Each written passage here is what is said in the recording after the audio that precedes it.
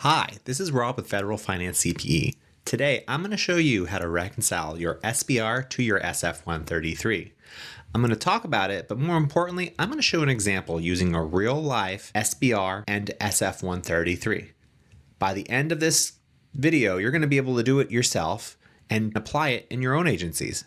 And if you enjoy federal accounting specific training, check out my website, federalfinancecpe.com, where we provide NASBA-sponsored CPE that's only on federal accounting topics. So the first question you might ask, why are we reconciling our SBR to 133? Well, if you look here in OMB A-11, it has a great chart that shows the various budget reports and how they connect to each other. You'll see the SBR over here has a budgetary resources section, the status of budgetary resources, and it has outlays net and disbursements net. Now, compare that to the SF-133, and you'll see the budgetary resources section and the status of budgetary resources. They're the same. Now, the SF-133 has a few more sections like change in obligated balance, budget authority and outlays net, and some memo entries, while the SBR doesn't. Those are important, but not for our purpose right now of just reconciling. And just why would you reconcile overall? Well, it's making sure your financial statements are correct. You're making sure that everything agrees so that when you do your monthly reporting and your annual reporting, you don't have any discrepancies. And if you do, during the year, you'll be able to address them and correct them. So let's get started. We're gonna start off looking at the Armed Forces Retirement Home. They produce their own statements. They have their own entries in the SF-133s. Not too complicated, so it'll let us really be able to dig in without getting into too many complicated situations that can happen in federal reporting. So let's get started. So you'll see here the SBR for the Armed Forces Retirement Home. This is for 2024 we're looking at. Let's just start with the budgetary resources section. The first line we have here is unobligated balance from prior year budget authority net, and it's $108 million. Now, where can you find this on the 133? So over here, you'll see I already have the 133 pulled up, and I have it reported by bureau since I'm looking at the Armed Forces Retirement Home as a whole, and I filtered out all the other months except for September since it's year end. So we start off here with our budgetary resources section. Now there's a lot of detail here, but I want to see what's the unobligated balance from prior year. And I can kind of scroll down here, you see line 1070. That is giving us our unobligated balance total. This is the balance that was brought forward. So you can see right here, it's 108 million. Tying exactly to the SBR. Now this is useful because in the 133 you can actually see the balances that make up that amount, you see? So you have your brought forward, you have recoveries, other balances, withdrawn, recoveries of prior year obligations that were paid, and there's no anticipated recoveries. So this is where the value comes in. If you were trying to dig into the numbers, you'll see the overall SBR number, but then the 133, you can dig into it. And because this is a pivot table provided by OMB, you can actually click into it, you see here, and I can see all the lines that make up that total, right? And so it's important. So you can actually dig into it, see the different accounts, see the different tasks. And if you needed to do more detail, that's how you do it. Okay. So now the next line, appropriations. So you'll scroll down a little bit further now in your 133. You can see your appropriations. We had 102 million, and right here you have a total appropriation line, 102. And once again, you want to find out what's that made of. You see that the total line is made up of a couple. We have appropriation, then you have appropriation special or trust. Add them together, and that's how you get your overall amount. You can further click into them and see which TAFs are they related to, because it could be multiple ones depending on the agency you have. But there you go. Or once again, another one-to-one relationship. And now we have spending authority from offsetting collections, which isn't too much, right? 1.9 million.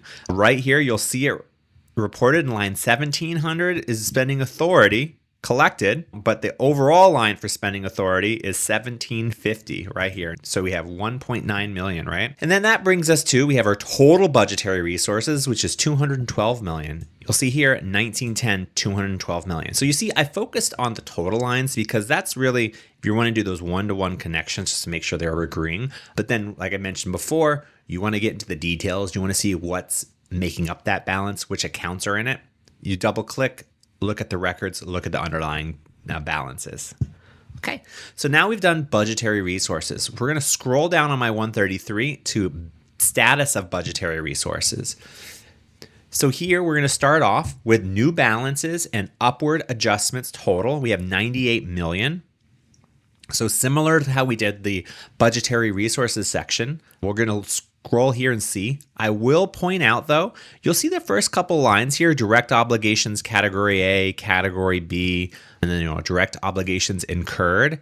Those are important overall because if you remember apportionments, you have category A by time and B by project, but for our purposes of reconciling, those lines aren't going to have a matching reconciliation on the SBR. What is going to have a matching line is going to be these new obligations and upward adjustment. We have 98 million. There you'll see it right here in line 2190. It's a combination right now of this 2170 and 2180. All right. Then we're going to move down a little bit. So now we have our unobligated balance end of year. We start with portion unexpired accounts. Okay, where could that be? You'll see right here. Now we have a portion unexpired accounts, 1.7 million. And you'll see it right here on line 2201, unobligated balance apportioned available in the current period. So the lines are slightly different here than in the titles, but they are the same. This is a portion available. So it's been apportioned and it's available, it's unexpired.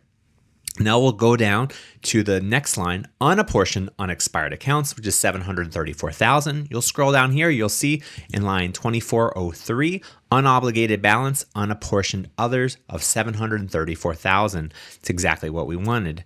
And then that actually brings us to our total of 107,971,000, which is right here, this unexpired unobligated balance end of year. You see, we're just connecting the dots right here. You're able to see the numbers. Now, our unexpired, unobligated balance end of year, it's going to be reported in our line 2413 for the Armed Forces Retirement Home. It's unexpired, unobligated balance end of year. This 6.6 million, all right, agrees. And remember, these are expired funds. So these are funds that are in the years of expiration. Remember, a fund is expired 5 years after its period of availability ends. So it's available for that first year if it's an annual fund, and then 5 years after that, it can be, while it can't have new obligations, you can outlay, so use those obligations. So we'll scroll down a little further now to our next line, which is going to be the unobligated balance end of year. You'll see here a lot of total lines, right? This is 2490 equals 114 million. Great.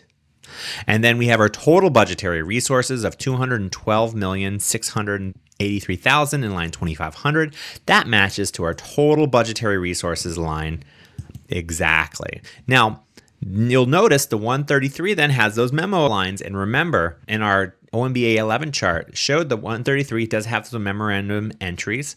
They are not going to tie to your SBR. That's okay. It does provide some additional context for budgetary purposes. Important to know what it is, but for doing a direct reconciliation between these two budgetary documents, not necessary. Okay, now we want to go down to the SBR section, outlays net and disbursements net. Now, you'll notice there's a section in here, right? Change in obligated balance. That's in the SF-133, not in the SBR. That's okay. Very important information here. Just for our reconciliation purposes, we don't need it, okay? Now, let's scroll down to, we have budget authority and outlays net. Now, we're going to start here on the SBR. We have outlays net total. We have 100,783,000. You can see that amount right here. You can see it right here in line 4190. Once again, if you wanted to get into the details, you just double click and there you're able to see all the accounts that make up that balance. Very useful. Scroll over here. You can see the amounts. Now we're going to go to the last line, distributed offsetting receipts, which is a negative 20 million. Now, if you look for it in your SF-133, you're not going to find this line at all. which makes you wonder, well, where can I find it? Now, if you want to do some research, here's what I would suggest. So first, I like going to the TFM, and I want to go to the Crosswalk. So that's Section 5 of the USSGL TFM supplement. You go to Section 5, and then you'll have your crosswalks to external reports. Now, I want to go, okay, well, what makes up that line in the SBR? So I already have it pulled up, and I scrolled all the way down from the top. You'll see line 4200, distributed offsetting receipts. Let me just zoom in a bit for that. Okay, not supported by USSGL. That makes me wonder. So, okay, that's interesting. Which makes sense, though, too, for why it's not on the 133. The 133 is driven by USSGL. It's GTAS reporting, right? It's driven by your accounts and your account attributes.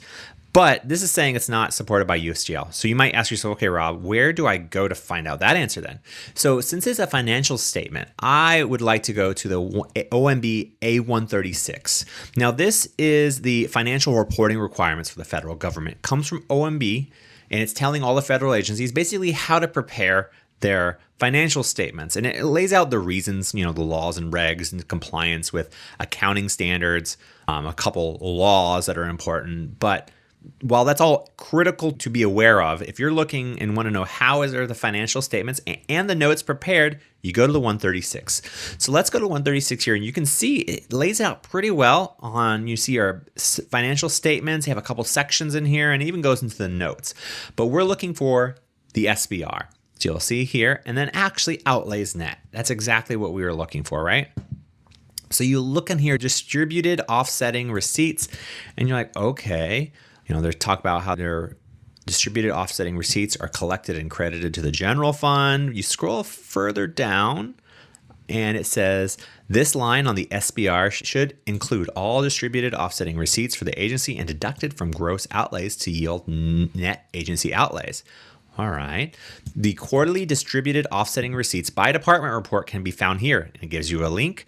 Agencies should include in the SBR the receipt accounts in this report, classified as, now you have proprietary receipts from the public, intra-budgetary receipts deducted by agencies, and offsetting governmental receipts. There we go. It's telling us to go to this report, look up your agency, and essentially sum the amounts in these categories. Sounds simple enough, right? So right here I can show you, I went to the Treasury's website, the monthly Treasury report. We have historical quarterly distributed offsetting receipts by department report. It's important because I'm looking at FY24. You can scroll all the way down and you see fourth quarter because we are looking at September. Now, you can go PDF or you can go Excel. I went Excel and I pulled it up already. And here it is. Now, I already filtered and did a little Control F, but you'll notice will not find Armed Forces Retirement Home mentioned anywhere in this report. The words, you won't find it. What you will find is the agency ID number. Now, you can look that up a couple of ways. The easiest way, I think, is going to the Treasury Fast Book, which lays out all the federal account symbols for every agency, and you're able to look them up. I looked up Armed Forces Retirement Home and found out their agency ID number is 084. Now I searched 084, well, Control F in this document, found it. 084, you can see the Treasury account symbol, the main account. This is Know Your Funds. We can see that's that proprietary receipts from the public, right? Remember, proprietary receipts from the public. Okay, great. Now I'm going to sum it, and the overall amount is $20,306,515. And let's go back to our AFR, $20,306,515. That's an exact match. So there we go. We're very comfortable that number is correct. Now we have the agency's outlays net, and as you imagine, this number, the outlays is not in the 133, so the net will not be either. It's a simple math problem, right? You just take your outlays minus your distributed offsetting receipts, and there you go, 80 million. So there you have it. That is one example on how you can reconcile your SBR to your 133 and find some of the other lines that aren't on the 133. Very useful if you're trying to figure out what's going on in your agency, if you have some numbers that don't match. This will be some procedure that auditors will definitely do. And if these do not agree, It indicates there's definitely some issues with your internal control over financial reporting, and I would expect to, at the very least, get some questions, if not an NFR, for that issue. So let's get ahead of that. Do these reconciliations at least on a quarterly basis so you'll be able to catch any errors if they do occur.